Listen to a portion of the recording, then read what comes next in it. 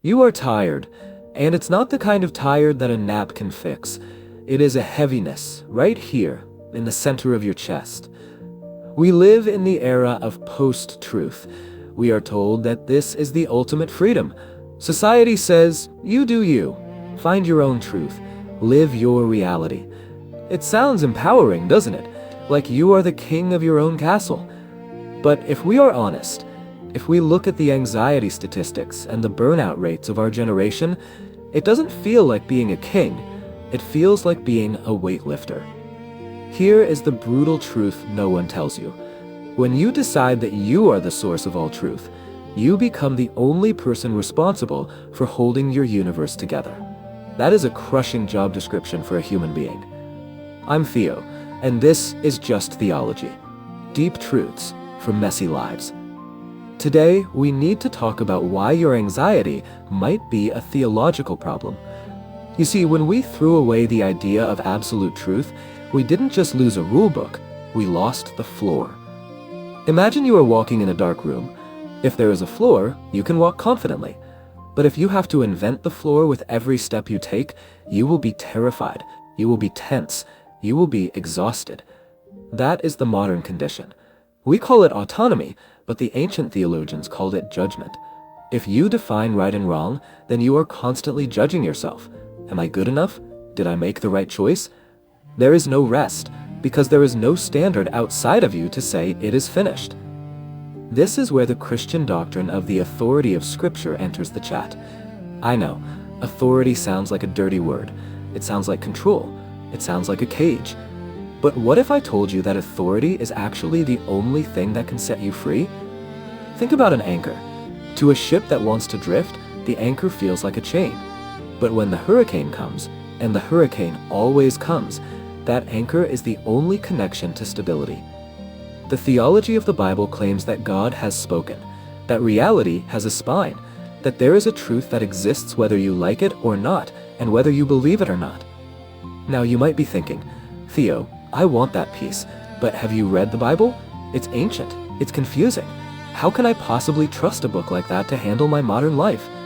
That is the real barrier, isn't it? We want the stability of the anchor, but we are afraid of the chain. But what if the chain isn't there to bind you? What if it's there to pull you out of the drowning water? Let's try a different image. Think about a jazz pianist. If I sit at a piano and simply bang on the keys however I feel like, claiming that I am free from the oppression of music theory, I don't create art. I create noise. True freedom to create beauty only happens after you submit to the authority of the scales. You have to restrict your options to the ones that are true in order to play something that matters. The Christian tradition proposes that the Bible is not a cage, it is the sheet music. And the reason our modern lives feel so dissonant, so full of anxiety and noise, is that we are trying to play the song of life while ignoring the notes.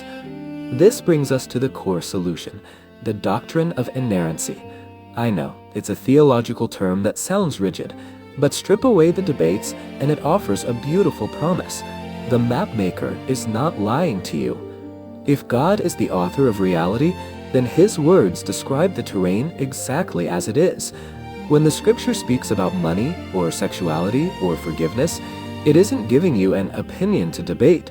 It is giving you the operating manual for the human soul. And here is the most healing part of this truth.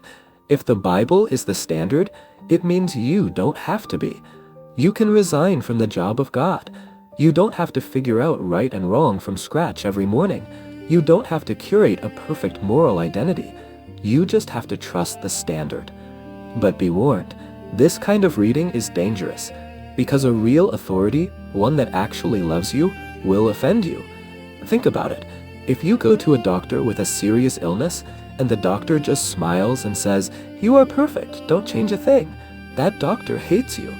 A doctor who loves you will tell you the painful truth that saves your life.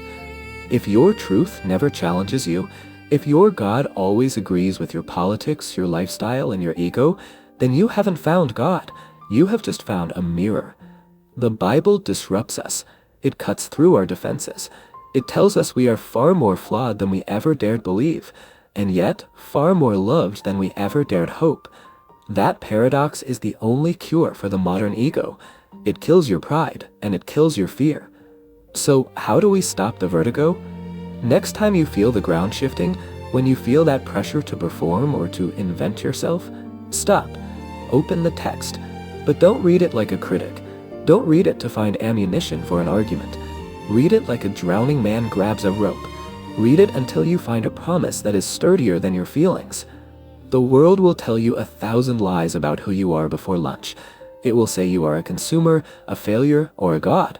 But the scripture cuts through the noise and whispers the only identity that lasts. You are mine. That is the solid rock. Everything else is just sand. I'm Theo, and this is Just Theology. If you are tired of the drift, subscribe. We're just getting anchored.